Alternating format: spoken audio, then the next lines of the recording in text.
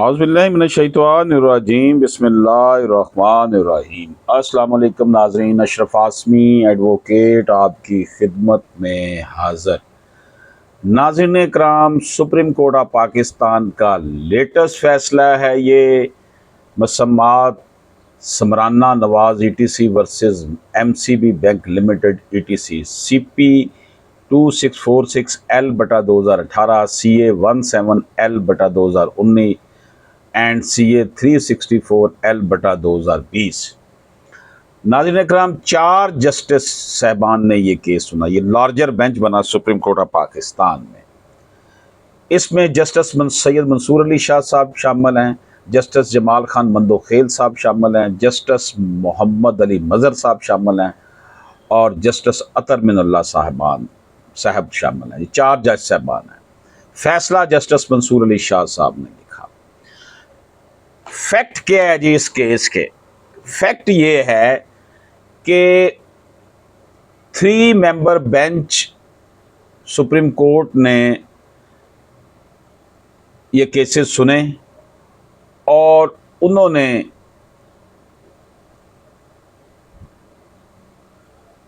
एक और 3 रुकनी जो बेंच था, जिसमें Habib and company versus MCB PLD 2020 SC 227 में रिपोर्ट हुआ था, उसमें second proviso rule 90 order 21 CPC 1908 के हवाले से जो तशरीह तौज़ी की थी, उसके हवाले से इन्होंने इख्तलाफ किया। यानी कि सुप्रीम कोर्ट के बेंच ने एक पुराने सुप्रीम कोर्ट के फैसले PLD 2020 SC 227 में जो तशरीह तौज़ी की गई थी रूल 90 ऑर्डर 21 CPC 1908 की, उससे इत्तफाक नहीं किया, डिसएग्री किया, जिसके लिए इंटरप्रिटेशन का जो मामला था इस प्रोविज़ो का, उसके लिए फिर लार्जर बेंच बनाया गया। लार्जर बेंच में ये 4 जज साहबान शामिल है जिनका मैंने नाम लिया। Therefore has been posted before larger bench for an authoritative pronouncement of the law, meaning and scope of the second proviso to rule 90 of the order 21 CPC। Larger bench बनाया गया ताकि कोई अथॉरिटेटिव बेहतर, पहले 3 का फैसला है, 3 ने फिर डिसरिगार्ड कर दिया, तो अब 3 लोगों से, 3 जज साहबान से ज़्यादा तादाद के लोग फैसला करेंगे तो फिर ही इस हवाले से बात बनेगी। तो ये मैटर था जनाब जिसकी बात की जा रही है इस वीडियो में। फैक्ट ये थे। तो अब इशू क्या है जनाब जो हम डिस्कस करेंगे आज की इस वीडियो में? इशू ये है कि what are the basic principle of legal interpretation that guide the analysis, focusing specifically on the process of ascertaining legislative intent, the balance between the ordinary linguistic and grammatical meaning of words and ambiguity within statutes। Issue ये है जो इस video में discuss किया जा रहा है कि वो कौन से बुनियादी असूल हैं किसी भी कानूनी मामले को की तशरीह व तौज़ीह करने के लिए, जो कि ख़ास तौर पर उसमें देखे कि ये कानून जो बनाया गया था इसमें लेजिस्लेटिव की, कानून साज की नीयत क्या थी और जो लैंग्वेज इस्तेमाल हुई और ग्रामर के मीनिंग जो होंगे उसमें तवाज़न बरकरार रखा जाए।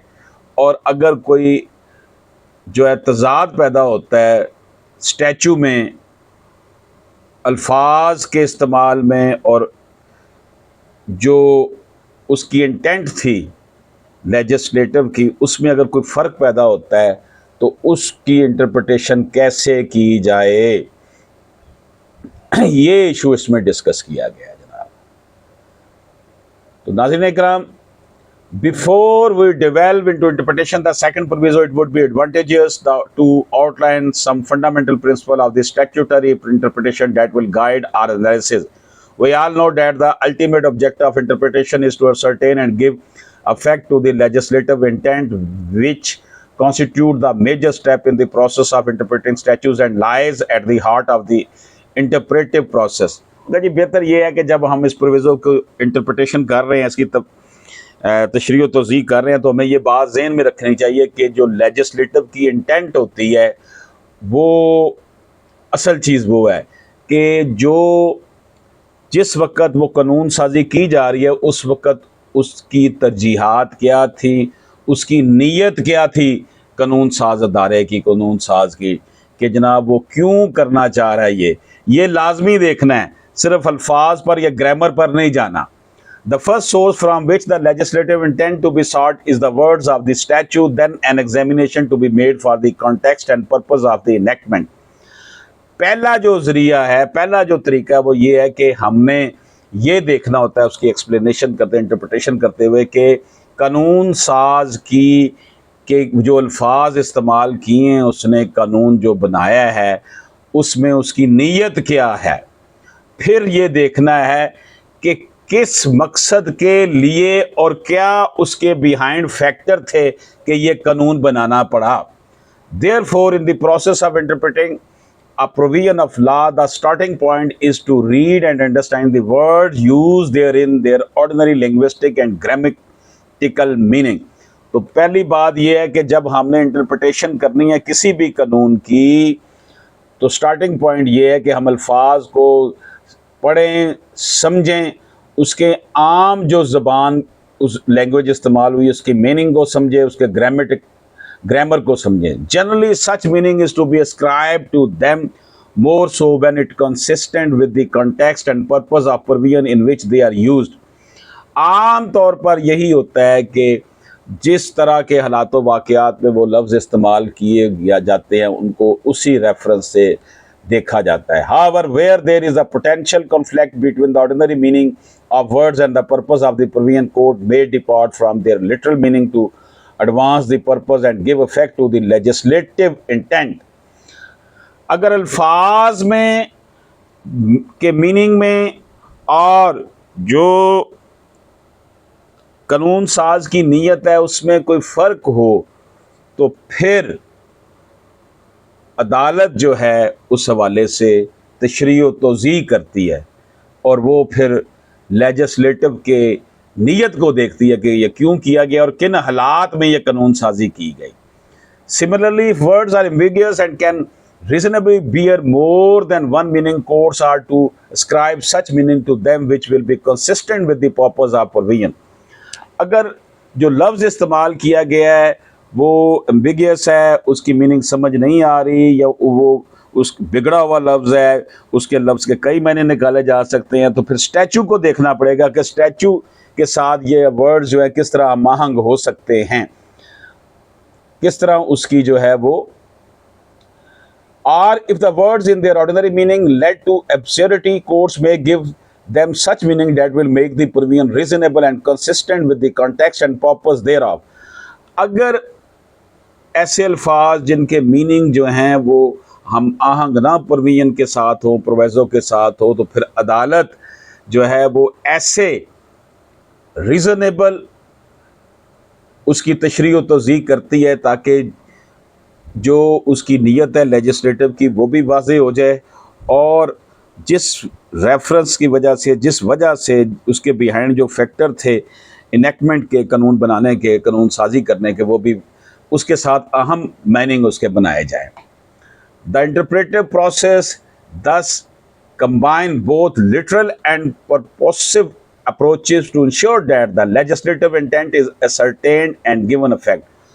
तो जो इंटरप्रिटेशन करनी है कानून की उसका मकसद एक ही है कि जो उसके लफ्ज़ी मतलब हैं और जो अल्फाज, जिन अल्फाज के लिए वो लफ्ज़ इस्तेमाल हुआ है कानून बनाने के लिए, जो उसकी इंटेंशन थी लेजिस्लेटिव की, उसको देख कर उसके मायने को जो है वो उसका पुरअसर बनाया जाए।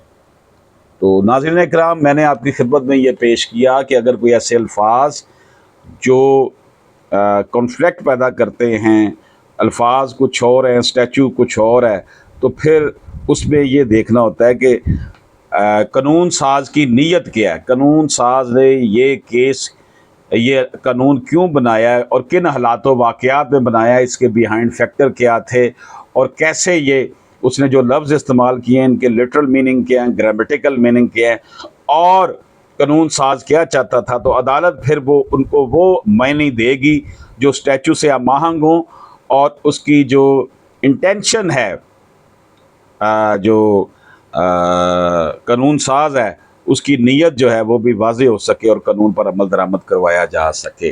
अशरफ आसमी एडवोकेट को इजाज़त दीजिए। अल्लाह हाफिज़।